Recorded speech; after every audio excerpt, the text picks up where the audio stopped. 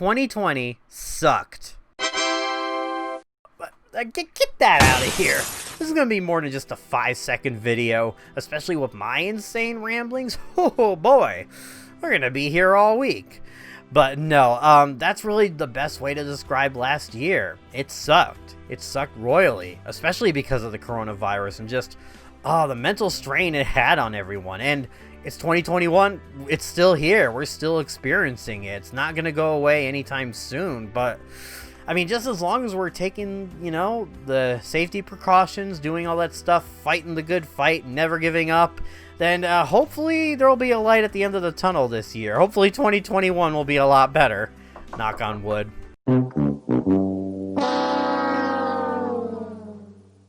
But I just want to, my heart goes out to all of those who didn't survive the pandemic last year. It has to be the worst feeling in the world for any person that has lost a loved one because of this virus.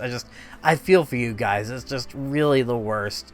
And again, I have you in my thoughts and my prayers, and I'm just hoping for the best. And I know the road to recovery won't be easy, but take all the time you need.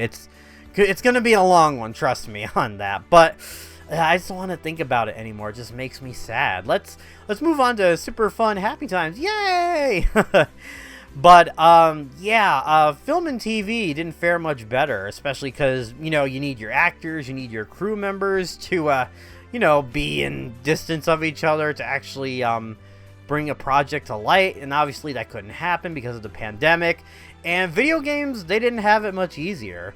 I mean, I'm not gonna sit here and act like I understand the full process behind how a video game is made, whether you're an indie developer or you're a AAA big budget studio, but it has to be tough, especially because you have to create everything from your own home, and then you have to send it off to someone else, and then the builds go back and forth for testing, and it just sounds like a nightmare. So there was definitely a struggle there. But despite all that, I think 2020 was a fantastic year for video games. It was way better than 2019, and I don't know if I'm saying that just because video games were a really good form of escapism this year, to get away from the worries of the real world and just go explore all these new fantastical lands and take on the role of these characters with all these unique powers and abilities and all that fun stuff, blah blah blah blah. But either way, there was just so many strong games this year. In fact, my number one game is now my second favorite game of all time, which is just wild to think about. And those of you who know me probably know what it's going to be. I'm not going to beat around the bush or anything, but hey, maybe I'll surprise you. It could be something completely random and off the wall, I know, I may just surprise you, but no. But yeah, I'd like to do a top 10 of my favorite games of 2020, and I'm very excited to do this. Of course, I haven't played every game that came out this year. That'd be crazy. I mean, there's a few PS4, PS5 games I have over there that I still haven't gotten around to yet. Yes, I was able to snag a PS5, so it's like, screw you, scalpers. I got my PS5, but my heart goes out to all of the people who have not gotten a PS5 or an Xbox Series X yet. I almost said Xbox One. It's like, darn Microsoft and these naming conventions. It's like, I don't get it. It's so confusing, but I digress. But no, I can understand the struggles. Again, especially we need these things in this time of need, again, for that escapism. So I can understand why it's difficult. So I hope you guys are able to snag either a PS5 or an Xbox Series X eventually.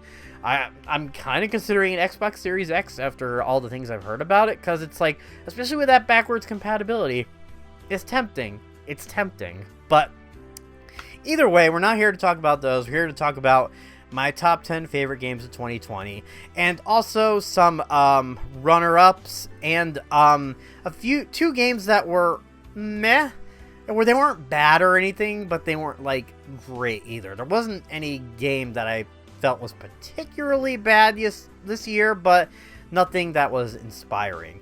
And again, I haven't gotten a chance to play every single game, so I'm sorry if it's not included. This is, of course, my own personal list.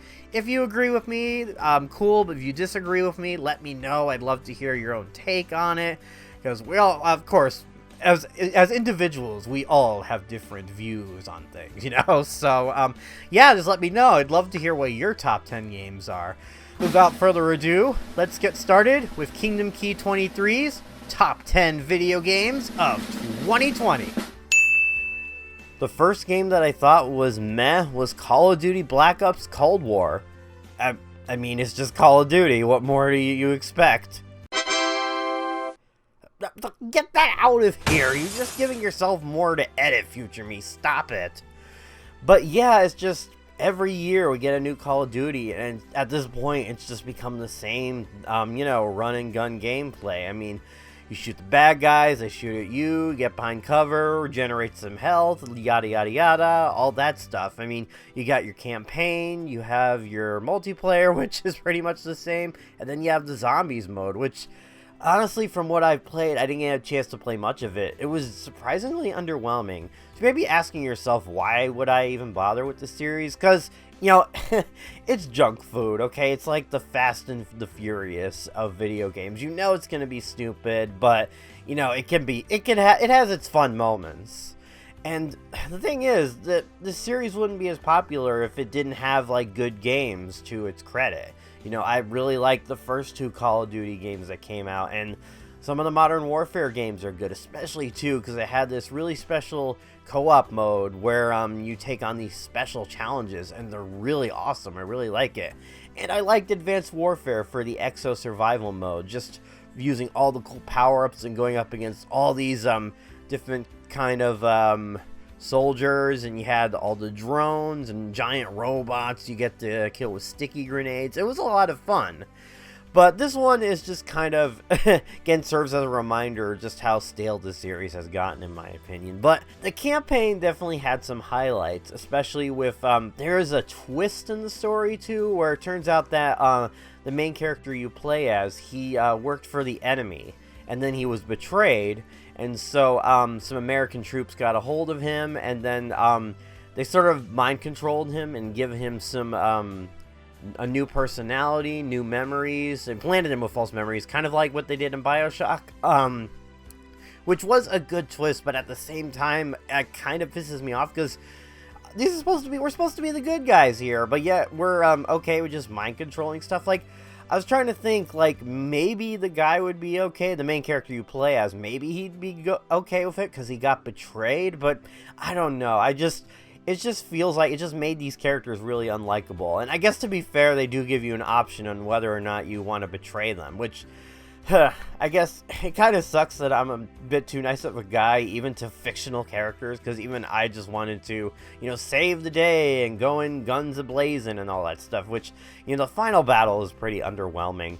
That's the thing with these campaigns, they're just underwhelming, especially with from a story perspective, because you have all of these dude bros and they're out to save the day. They all have the same personality, and sometimes the the story is just told through dialogue where we don't, it's a case of where they just tell you instead of showing you and giving these characters any sort of depth. But the stuff with the the guy and his false memories, that was kind of interesting. Even towards the end of the game, you get to do a little trippy sequence, and there was one part that was reminiscent of PT, where he was kind of going through the same door multiple times. I mean, it wasn't scary, but, I like shit like that. You got me with that one, Call of Duty. I'll give you that one. There was another part, too, where they go to an arcade, and you can actually play some of the classic Activision games there, what was it? It was River Raid, and of course Pitfall. That was a really nice touch. But yeah, other than that, it's just, again, the same thing you've seen plenty of times. I guess part of it too is because my brother-in-law and we love playing Call of Duty so much together. It's kind of, he's more of a Call of Duty fan than any of the old school first-person shooter stuff. Of course, he's way older than me, but obviously he didn't play that stuff like I did back in the day. So it's just one of our ways we come together, which I should record more footage of us, because it's always hilarious. He goes around, he likes to break the glass and stuff. It's, oh boy, it is a doozy. But yeah, we've tried to play this game too, but for some reason I can't get the split screen to work for some reason. I tried loading it, and then it just wouldn't do it. It's Thanks, Activision. You guys are doing such great jobs, especially with Blizzard and all that stuff. I know that's a lot bigger, but still, it's like they can't even get a simple function like to play co-op with your friends on the couch. It's so annoying. But, you know, what can you do? I mean, yeah, hey, you remember the simple times when you just, you fire up your video game, you select how many players you want, and then you press start? Anybody remember that time? Is that simple? Oh my god. But yeah, not much else to say about that one. It's Call of Duty. It's, if you like it, you like it. If you don't like it, well, there are much better stuff out there, I can assure you. And the other game that I thought was meh was Samurai Jack Battle Through Time. Yeah, man, I remember watching this show back in the day on Cartoon Network. It was awesome. I mean, it definitely had more style over substance at times, but there were definitely some great moments too with like the characters in the story. I mean, you got like Jack, he's a really awesome character who is just fighting to get back home, and of course he has a lot of flaws to him that make it tough, like his honor for being a samurai warrior. And then, of course, who can forget the Scotsman? That guy was so hilarious. And, of course, Aku, too. Like, he had his moments of intimidation, but otherwise, the guy was just so funny, and he made you laugh all the time. That was all due to the power of the great late Mako. But unfortunately, back in the day, we never got a proper conclusion of it until much later in Season 5 when it aired on Adult Swim. And it had a really strong start. It was dark, and it just really delved into Jack's psyche on, you know, being trapped in the future for so long. But then it kind of ended on a sour note. I mean, it wasn't bad. I mean, I guess for me personally, it was worth the wait to finally see closure to this series. But, spoiler alert for those of you who haven't seen Samurai Jack. The new character introduced, Ashi. She becomes a love interest. They fall in love, go back in time, and they're supposed to get married, but she was part of Aku. So now that Aku doesn't exist, because he slayed him, now she disappears. So it's like, the guy's been through so much. Why not give him a break? Like, the gods couldn't do anything about this. You know, the ones that granted him the sword. It's like, hey, he's been through so much. Let's give this to him. He deserved it. But I guess that's what they want. But this game does undo that. It does give Jack a happy ending. And it is considered canon. It's just the way that it's gone about is kind of half-assed. And I'll get to that in a second. But so basically, this game takes place right before Jack and Ashi can get all the way into the past. Like, Aku has one more trick up his sleeve, and he sends Jack into kind of this new timeline that's, I guess, between the past and the future. It's kind of a weird place because the characters in this new timeline, they remember him, and even the Scotsman, he's like, in the season 5, he ended up becoming a ghost. He got killed by Aku, and he was an old man at that point. But here, he's alive and well, and he knows who Jack is right away. All the characters do. It's odd to explain like how this new timeline works, but I don't know. I feel like, here's the thing, like, you can tell that this was made by people who love the show, but they didn't put too much thought into the story overall. Like, it has some good moments, but they don't sort of really explore it. And that also goes with the fact that you can revive Ashi, and it is like the main canon ending. But how you do it is just, they kind of just half-assed it, because there's like, okay, this is what the fans want, let's give it to them, because you have to destroy these medallion type things. It's not explained where they come from. I thought it would have just been nicer with the whole ending with the gods. Like, maybe Jack had to do these challenges, and then the gods, you know, they look down upon him, and they, you know, they approve of what he's doing, all this stuff, and finally they give in at the end, and they're like, okay, we'll go ahead and grant this request for you, Jack. It's all good, buddy. It's all good. You've been through so much shit. But yeah, like, they do make a decent attempt, because again, this is clearly made by people who love the source material. They have all the voice actors back. The art style is very reminiscent of the show, even though it kind of looks a bit stiff and awkward. But, you know, it wasn't made by AAA publishers from what it looks like, so that's okay. But yeah, they kind of do the bare bones with the story. But It's enough. Like, there's a cool final battle sequence with all of the characters from the show that show up. Well, not all of them, but kind of like the main characters, and it was nice to just see all of them come and help the samurai out. Where the gameplay is where it gets stale, though. Like, there are good ideas for it. It's surprisingly complex for, like, a licensed game based on a TV show, because you can choose from, like, different power-ups. You have, like, the grid where you choose, like, and you get enough points, and then you can upgrade Jack's abilities and all that cool stuff. And you get a lot of weapons to choose from, for, like, bows and arrows, and, like, spears, clubs, all that cool stuff. But the problem with those things is that they break apart a la Breath of the Wild. I've always been split on that. I know a lot of people have, but, Breath of the Wild, it kind of worked because you had to sort of approach each situation differently, where in Samurai Jack, it's more of a hack and slash, where you just go through and just wail on the enemies, and that's pretty much it. And then, the weapons, they get destroyed, and you're kind of like, oh no, I wanted to spend more time with that. I feel like it just wasn't warranted for this type of game, and it just goes on for far too long, some of the levels. And at times you just have to keep on hitting enemies, go to the next area, keep hitting enemies. There's just really that much variety to it. And again, you don't get to spend a lot of time with these weapons because you end up losing them, and you can't find, like, more. Like, you have to buy them, and sometimes money can be tight in the game, It just, I don't know. Especially, I believe it was the penultimate level where you had to do this boss rush of, like, the same guy over and over, and you didn't get a chance to breathe. And then you had to go into the main boss, and you were barely stocked, you barely had any health, and it was just, it just got so tiring by the end.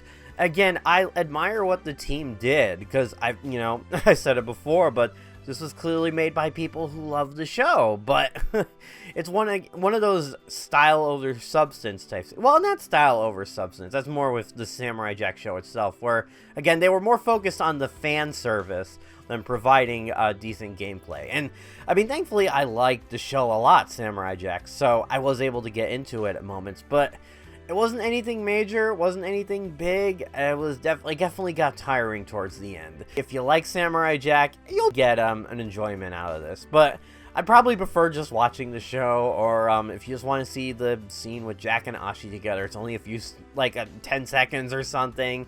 I mean, it's on YouTube if you want to do it that way. Alright, so before we get into the list proper, let's go over some runner-ups real quick. I'm gonna be fast just because most of these games are either like ports or remasters of older games, so there's not too much I can say with them, and it's not fair to include them in the top 10 list because they're older games, But I'm just glad that we were able to get these ports on modern consoles. So yeah, let's go through them real quick. The first one is going to be Super Mario 3D All-Stars. Yeah, I know there could have been a lot more with it. They could have added new features to these older games, maybe cleaned up the graphics in certain areas. I mean, Super Mario 64 looked pretty good. I don't know, and the others looked fine as well, but it's like, no, I get it. They could have definitely taken their time to add a lot more, especially that we had to wait for an update for a camera feature. I mean, really, Nintendo? And then, of course, the, the limited release thing where they're going to stop selling it on March 31st. It's just, I don't know what's going on with Nintendo. They're just making a lot of baffling decisions. It's like, and I love Nintendo. You all know me, guys. I'm a big Nintendo fan. I've been there from the start, but even I'm just kind of shake my head at the decisions they're making. But you know what? I'm just glad that we were able to get these 3 games on the Switch. Super Mario 64, Sunshine, and Galaxy. It's just nice to have them on the go, and it's a lot of fun. It's like, I have my qualms with Super Mario Sunshine, but I played it back in the day when it came out in the GameCube, so I have a soft spot for it, and there are definitely some merits to it. And Mario Galaxy, Mario 64, I love. But again, it's just nice having them on the go and playing them wherever you want. But it's like, hey, Nintendo, what's up? No Super Mario Galaxy 2? I mean, come on, man. How could you do this to me? It's like, just one decision after another these guys are making. I don't know. But yeah, enough about that. Alright, the next game is going to be Xenoblade Chronicles Definitive Edition. I played this game back on the Wii, and it's a lot of fun. I really enjoyed it. I like the battle system, I like the worlds, I like the characters. But it definitely turned into a slogfest towards the end, because it feels like you're going through like 3 different endings. And you're just like, come on, I want to get to the end already. It's just like, that definitely seems to be a problem that plagues a lot of modern RPGs these days. But regardless, it's still a really fun game. I still have a long way to go before I complete the second Xenoblade Chronicles. But either way, the definitive edition cleans up the graphics. I think it helps the HUD out for like when you're doing battles. It makes it like a lot more streamlined and easier to understand. I mean, it took me a while to understand it in the original game, and I was able to, catch on. But it just makes it a lot more convenient. Then, of course, there's a nice little epilogue that's further adventures of Shulk and his friends. Nothing spectacular, but it was a lot of fun. I enjoyed going back to revisit that world and all the characters again. Next up is Super Mario Bros. 35. Yes, I had a lot of fun playing this, even though it's a battle royale, and I don't usually play that stuff much, but I like Tetris 99, so Super Mario Bros. 35, it really did a good job at putting a whole new spin on that classic gameplay, and making it an interesting way to battle against 34 other friends, because you're not really racing, you just have to eliminate the other person, and you do that by sending like Koopa Troopas, Goombas, Bowsers to your other opponent, all that stuff to mess with them. It was surprisingly fun. I don't play these games that often, but I was really invested in it. But I don't know, I guess it can kind of be a one-trick pony, so after a while you kind of just like, I had my fun with it, I'm ready to move on. But I will give them credit that it is a free game, so I guess I can't really complain too much. Of course, again, it's only going to be available until March 31st. So, oh, Nintendo, you're getting on my nerves. I mean, this is a really cool concept, and you can expand upon it further. Like, I'd like to see a Mario 3 version. I'd play that shit all the time, but no, Nintendo they want us to have fun, but they don't want us to have too much fun, but I'm just ranting about Nintendo again. Yeah, this is a fun game. If you like the original Super Mario Brothers, give this one a go. I know I had a lot of fun with it. Alright, and the last runner-up is going to be Doom 64 Remastered by Night Dive Studio. I really wish I could have included this on the top 10 list. I mean, they did such a good job at bringing Doom 64 to a whole new audience, and they fixed most of the problems with the original game. I mean, you have a much better control scheme, and they fixed the issue with the brightness. So there's actually a special brightness setting you can do, so you can actually adjust it and see what the hell's going on in this game. It's really awesome. And, to be honest, when I went back to play it, it said in my original Doom 64 review that I thought the last few levels were meh. I'm not sure what I was saying with that, because I look back and like, you know what, they're still pretty good. I think there's this one level where you have to go back and forth pressing the right switches and memorizing the order that really, I just did not like that level. It was a lot of backtracking. It left a sour taste in my mouth, and I think it kind of bled onto these other last few levels, because the other levels, they're fine. They're pretty good, but yeah, let's move on from that, because Night Dive had nothing to do with that. What they did have something to do with was the inclusion of the lost levels, and these levels are just fantastic. I think they're just some of the best crafted levels in any Doom game. Especially there's this one that might be my favorite now out of any of the Doom maps in an official released product anyway, where it's this giant castle and you have to move inward to reach the exit, and it's just so well constructed. And because of all of these like new elements, Doom 64 now beat out the original Doom. I love it so much more now. It just did so many things right. And yeah, it's so nice that Doom 64 finally gets the honor, but unfortunately it still takes the silver, and I think most of you guys are gonna know why later on in this video. Spoiler alert.